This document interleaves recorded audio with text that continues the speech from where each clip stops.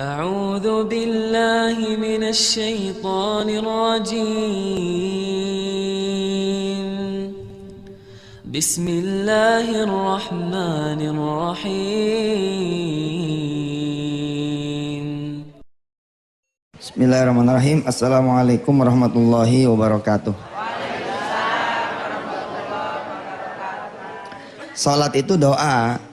Salat itu doa. Saya kalau ada hajat atau urusan itu ya yang di luar salat fardu, ya berdiri 2 rakaat. Ya. Ju'ilat qurratu aini fi shalah. Rasulullah bilang bahwa alhamdulillah aku ini dijadikan ketenangan batinku, ya, kelancaran urusanku, keberesan semua apa yang memang menjadi hajat Rasulullah SAW di dalam sholat. Hari ini insya Allah kita akan belajar coba tentang ilmu yakin. Hari ini kita akan belajar tentang ilmu yakin, ilmu yang udah lama hilang dari kita ini. Ilmu yang udah lama hilang dari kita. Kalau ilmu tahu banyak. Siapa yang nggak tahu sholat duha misalkan membuka pintu rizki? Tahu. Yakin nggak? Belum tentu. Siapa yang tahu ilmu bangun malam? Insya Allah tahu. Tahu bangun malam bisa ninggin derajat? Tahu. Yakin? Masa? Kalau emang yakin harusnya kan bekerja dengan apa yang diketahui, betul nggak? Bekerja dengan apa yang diyakini. Nyatanya gimana? Sebelum kita belajar tentang keyakinan, sebelum kita belajar tentang ilmu yakin, kita coba ngaji ayat 37 surah Al-Baqarah ya. Ini udah lama nih kita nggak balik ngaji. Kita ngaji dulu dah. A'udzu billahi minasy syaithanir rajim. Ayo.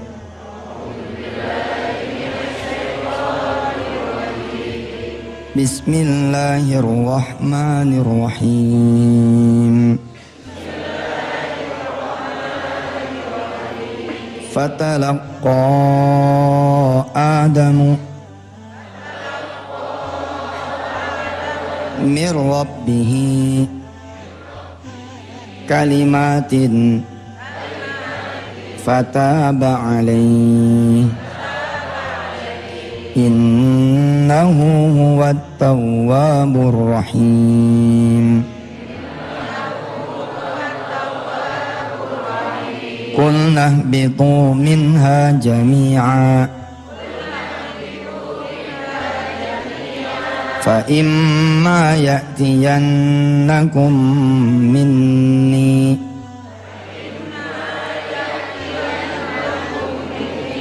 hudan faman tabi'a hudaya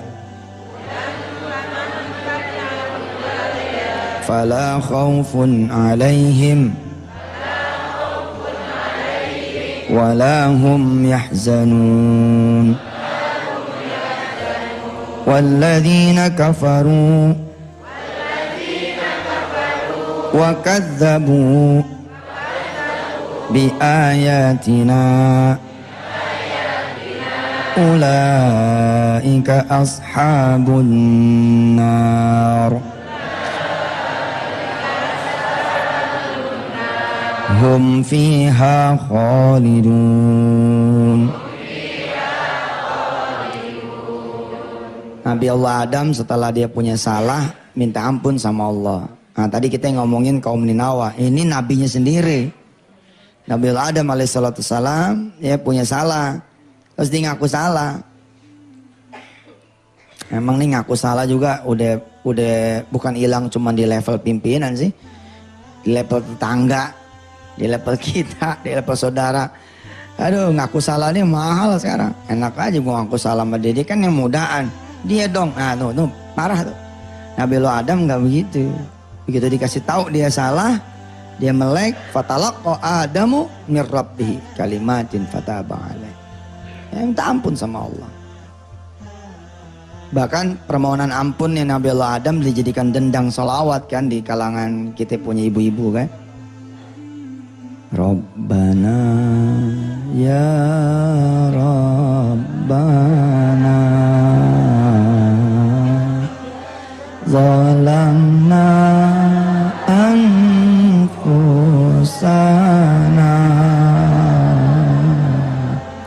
wa illam taghfir lana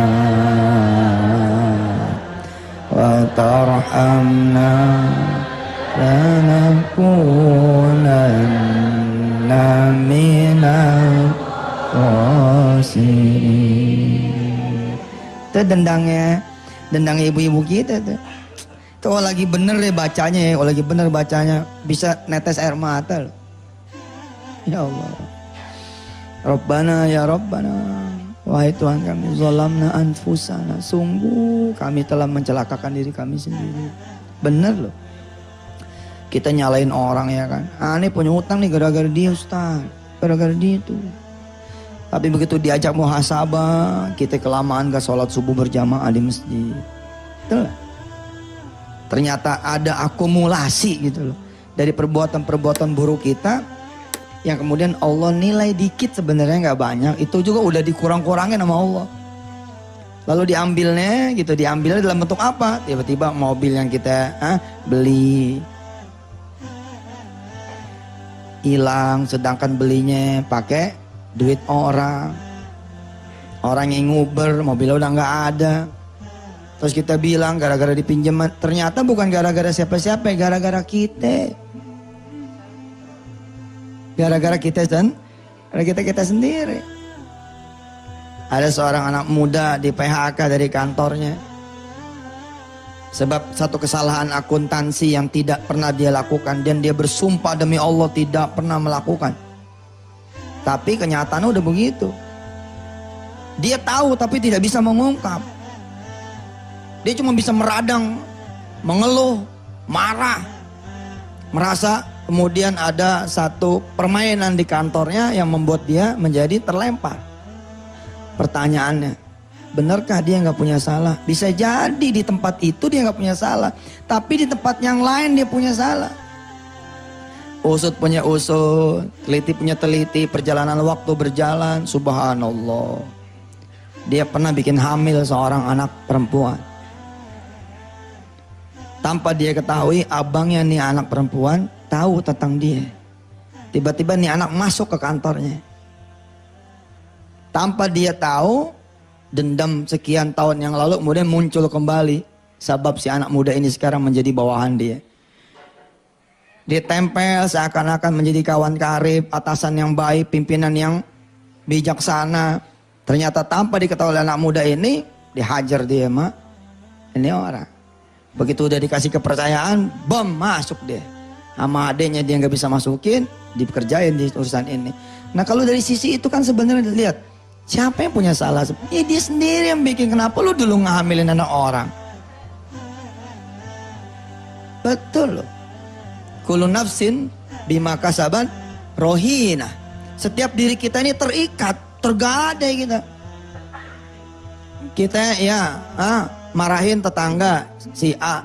Tetangganya nggak berani sama kita. Tiba-tiba si B yang menghajar kita. Ceger aja. Waduh. Kita yang nggak ada kenal, nggak ada apa. Wah ente gitu mana? Ya enggak nih, iseng aja. Oh iseng aja. Ternyata emang si A nggak berani, tapi si B Allah kutik. Tuh, begitu juga kebaikan. Kita ngopenin anak orang, terus kita anterin dia, kita anterin dia. Emaknya nggak ada ajinya sama kita, bapaknya nggak ada ajinya sama kita. Kita nganterin anaknya saban sekolah, kita pulangin lagi, kita anterin, kita pulangin lagi, kita anterin, kita pulangin. Tapi yang jadi emak bapaknya ampun sama kita. Tapi kita nggak ada urusan. Sebab kita menunggu perbuatan baik itu menjadi baik dari siapa? Dari Allah. Ternyata begitu anaknya kelas 6, bapaknya ditugas pindahkan ke tempat lain. Dipindah tugas ke tempat lain. Di tempat yang lain sekolahnya jauh. Gantian. Ada orang yang nganterin anak kita, mulangin anak kita. Nganterin anak kita, mulangin anak kita. Nganterin anak kita, mulangin. Nah gitu. Kalau emang perbuatan baik bakalan dibalas, perbuatan buruk bakalan dibalas. Baik sekarang ataupun nantinya. Dan kita tahu dua-duanya yang balas adalah Allah SWT. Nah kita perhatian deh. kita perhatian bismillahirrahmanirrahim, kita nawaituin pengennya berbuat baik aja, berbuat baik. Kalau bisa kita tinggalin yang buruk. Kalau emang ada kecelakaan, kita lalai, kita sengaja, namanya gue manusia ya enggak. Ada marahnya, ada isengnya, ada jatuh tempo, nafsunya muncul. Ya sudah, banyakin istighfar pada Allah Subhanahu wa taala. Ustaz jadi main-main dong? Enggak, Allah aja enggak bilang main-main, ente lah. Karena suka sebel juga. Kalau orang berbuat dosa ini, Allah aja nggak gitu, nggak, udahlah. Insya Allah lah, udah. Insya Allah, asal dia masih mau minta ampun mah. Main-main enggak mah kan Allah yang tahu ya enggak. Main-main enggak mah Allah yang tahu, insya Allah dah. Ya, Rabbana ya Rabbana. Ya, silakan diambil yang mau lewat. Baik. Alhamdulillahirrabbilalamin. Pemirsa, sesuai dengan kita punya omongan, pagi ini kita coba belajar ilmu yakin ya. Ilmu yakin ini ada ilmu tauhid. Insya Allah tanggal akhir Juni ya, saya launching ulang, merelaunch kuliah tauhid di kuliah online di www.wisatahati.com. Dan kita pernikin tuh kuliah sedekah di Nikmatnya Sedekah ini di Twitter yang @yusuf_mansur. Pemirsa yang dirahmati Allah, kalau sudah bicara tauhid saya senang sekali. Orang-orang mengatakan begini kepada saya ya, Ustadz, kenapa sih ente ngajarin balasan sedekah begini dan begitu? Nah, kalau lagi hati enak gitu ya, hati lagi nggak pegel gitu, kadang-kadang kan kita masya Allah gitu ya. Kalau lagi enak saya kasih tahu, Pak Haji, sebenarnya yang saya ajarin itu bukan soal balasan.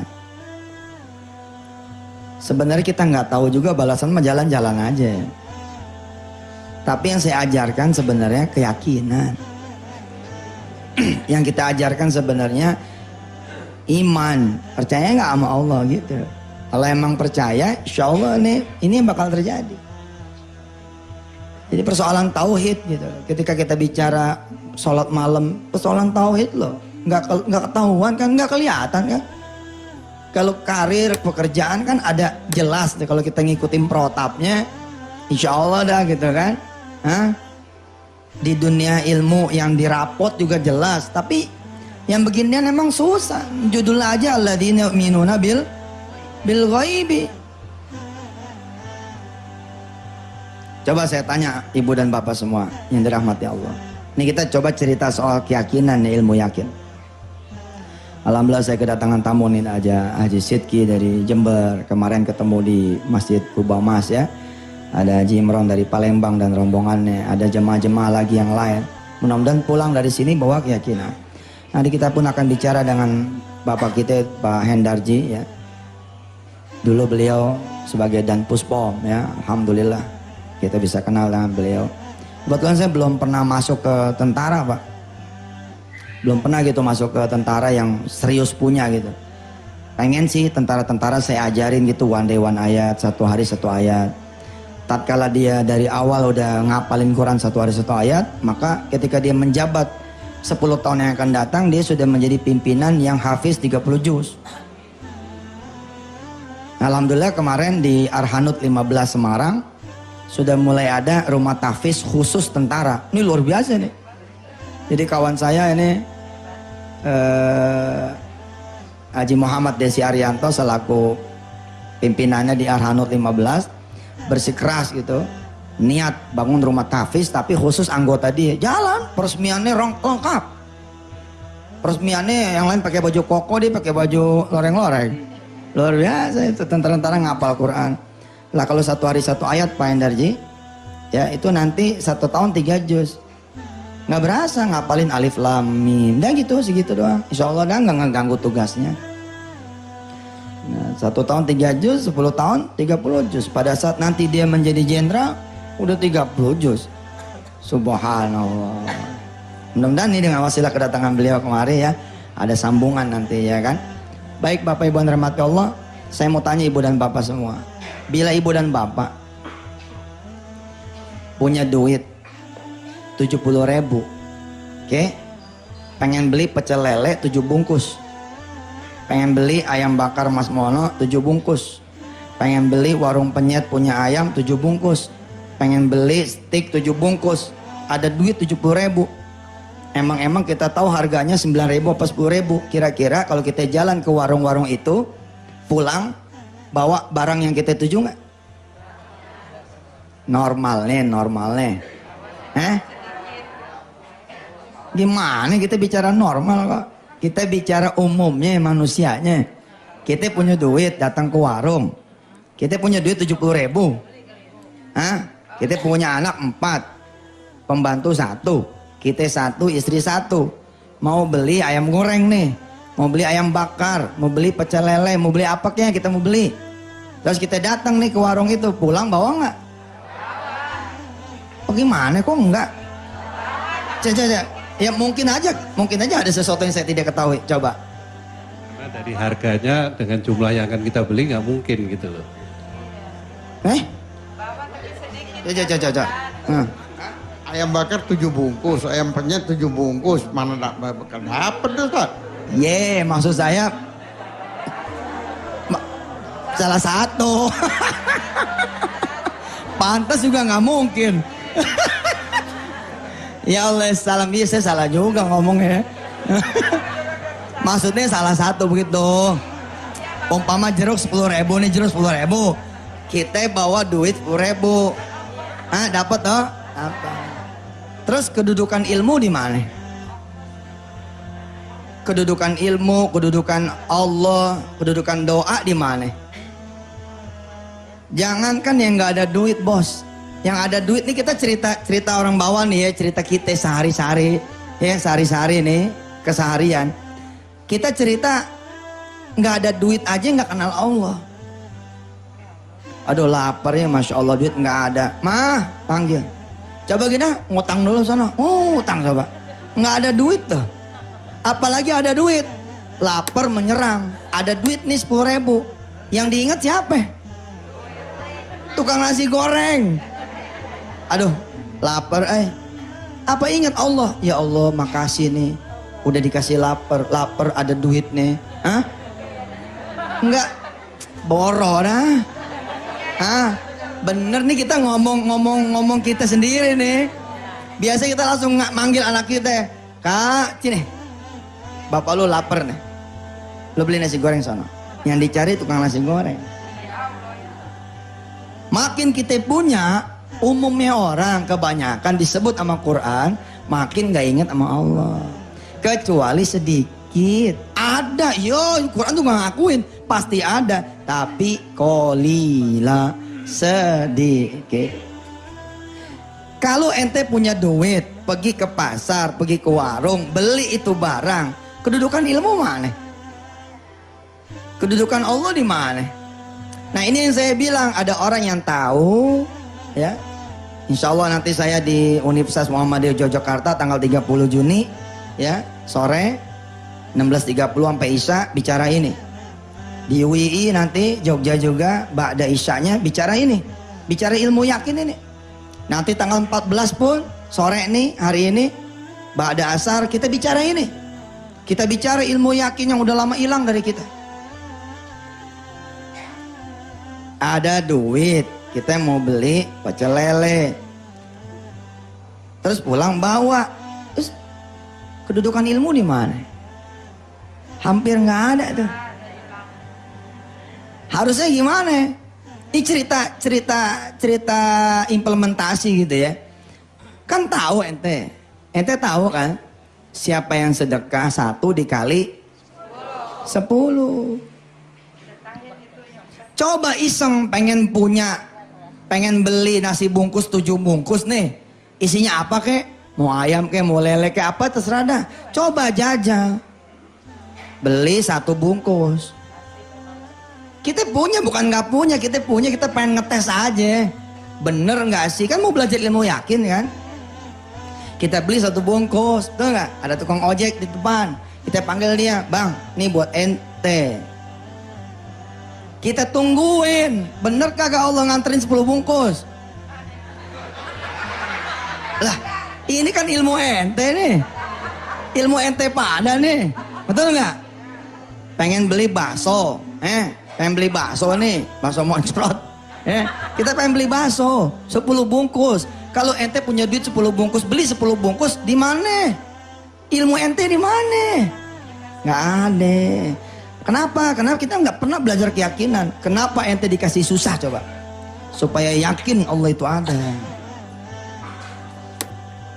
Kadang-kadang kan begitu kita susah banget gitu, kita menangis, menjerit sama Allah, tiba-tiba Allah kasih kabar lewat si fulan, si fulana, jeger. Ih, subhanallah. Kita nggak bakal nyebut subhanallah aja, ente punya duit. Ini mah jajal ilmu yakin jajal. Ente berangkat, beli 1 bungkus, kang. Oke? Yang kita tuju jaraknya 10 kilo, kita beli yang 100 meter. Tapi bukan buat anak kita, bukan buat istri kita, bukan buat khadim kita. Kita beli, kita punya nasi 1 buat tukang ojek, buat tukang becak, buat siapa kek yang kita temuin di luar, yang dia lebih lapar daripada kita kasih deh. Kemudian kita tungguin, mana nih janji Allah? Katanya kalau ngasih 1 bungkus dapat 10 bungkus. Ini yang saya bilang bukan cerita pamrih, ini cerita yakin nggak lo? Kalau yakin kan lo make. Kalau yakin kan aneh make. Kalau yakin ente make. Tapi kita nggak pernah make. Kita punya duit 12 juta, pengen motor, main jalan aja ke showroom. Nggak gitu dong. Kalau emang yakin beli motor 12 juta, 1,2 aja. Punya duit 12 juta, ambil 1,2. Nih orang ilmu yakin nih. 1,2 bagiin tuh, bat. Ente malah punya sisa 10 juta 800.000 rupiah. Karena we are stupid, tahu stupid? Ya, bodoh. Kita nggak make ilmu kita, ngaji dinikmati sedekah dari tahun 2005. Iya loh, kita kan 2005 nih, malah dari tahun 2001, 2000, tapi nggak pernah kita pakai. Kita bilang, kita kalau mau beli motor 12 juta Ustadz. Aduh, ilmu lu di mana? Ilmu lu tuh kalau ngasih 1 dikali 10. Berarti kalau lu punya duit 12 juta, lu hemat 10,8. Dengan cara apa? Dengan cara yang 1,2-nya bagiin. Habis itu tungguin. 8 udah beli ente. Ente udah beli kan? Kalau udah beli, tanggung jawab Allah nganter. Ini bukan soal pamrih, ini soal keyakinan. Kita terusin ya setelah commercial break yang berikut ini. Fadol, silakan. Baru nonton TV nih, yang baru nyetel, baru pulang dari masjid, kita lagi belajar ilmu yakin. Dan kita lagi bicara yang punya duit nih, bukan nggak punya. Kita lagi bicara yang punya. Kalau perlu nih nanti beberapa seri ke depan nikmatnya sedekah, kita bicara ilmu yakin. Asli nih ilmu udah hilang. Ilmu ini benar, udah rada hilang. Kalau tidak Allah mengajarkan kita lewat serangkaian peristiwa kehidupan, kita benar-benar nggak jadi orang yang yakin sama kuasa Allah Subhanahu wa Ta'ala. Kita ulangi nih kisahnya. Ini ada orang punya duit, punya bukan nggak punya 70.000 buat beli, ya istilahnya pecel lele dah gitu. Gue pengen nyebut ayam bakar melulu nggak enak ya. Iya kalau kita dibawain ya. Ntar sore beliau ini bawa 500 box. Oh 1.000. Oh subhanallah. Ibu-ibu asik tenang anteng, udah ada yang ngasih makan. Ada 10.000 nasi box, isinya nasi sama perkedel. Ada ayamnya enggak? Ada. Ya dah kita ngomong pecel lele dah ya. Dah. Ada 70.000, tapi hari ini saya mendorong ibu dan bapak semua pakai ilmu kita, yakinkan diri kita, lalu bekerjalah dengan apa yang kita tahu, bekerjalah dengan apa yang kita yakinin. Tes kali-kali. Istri kita yang ngomong, Mbak, iya ada apa? Ntar malam kalau makan pecel lele enak kali ini. Ya enak. Ya dah. Ntar malam kita beli dah. Ada duitnya? Ada masih. Berapa kira-kira kalau pecel lele? Taruh dah 10.000 satu, kita beli 70. Kita jadi laki yang belajar ilmu sedekah, belajar ilmu yakin, bilang begini, mariin duit yang 70. Mariin duit yang 70. Diantar nih sama bini kita 70. Bu, ayah jajal nih ilmu sedekah ya. Ayah ambil 10.000 aja. Yang 70.000 masukin laci. Berapa? Oh 60 ya. Teh ini baru salah dikit aja. Marah-marah. Iya ulangin. 70, 10 sini ya kan? Hah? Yang 60 pulangin. Yang 60 pulangin. Masukin laci, lacinya kunci, kunci buang. Bini kita yang sama-sama nonton nih acara kita paham dong. Oh ayah mau ngajajal ilmu sedekah ya? Iya benar. Jajal biar tumbuh yakinnya. Biar tumbuh yakinnya. Emang boleh Allah dijajal tergantung bahasa ente. Kalau bahasa ente bahasa sombong mah gue pengen tes nih Allah. Oh disambar petir loh. Jangan begitu dong. Bahasanya jangan begitu. Ini kan aneh bahasa contoh. Bahasa contoh. Bahasa kita-kita gitu. Ambil 10.000, Bu, tolong yang 60-nya simpen di laci. Lacinya kunci, kunci buang. Habis itu kita berangkat ke masjid. Istri kita paham, betul. Sebaik-baiknya tempat buat beli pecel lele di mana? Di masjid. Lah, kalau ente datang ke tukang pecel lele, ya, ente perlu tahu, ente datangnya cuman ke tukang pecel lele. Tapi kalau ente datangnya ke masjid, siapa tukang pecel lele yang bukan hambanya Allah Subhanahu wa taala? Allah tinggal pilihin pecel lele yang mana yang bakalan datang ke ente.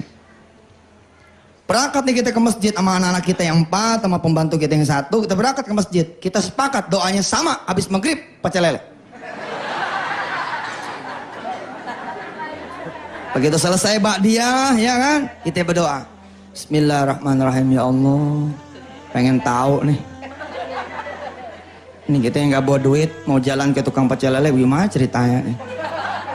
Kalau orang bawa duit, datang ke tukang pecel lele, terus dia pulang bawa pecel lele, biasa. Ini saya mau datang bawa engkau ya Allah. Apakah sama bawa duit sama bawa engkau? Saya pengen tahu, saya pengen buktiin iman saya.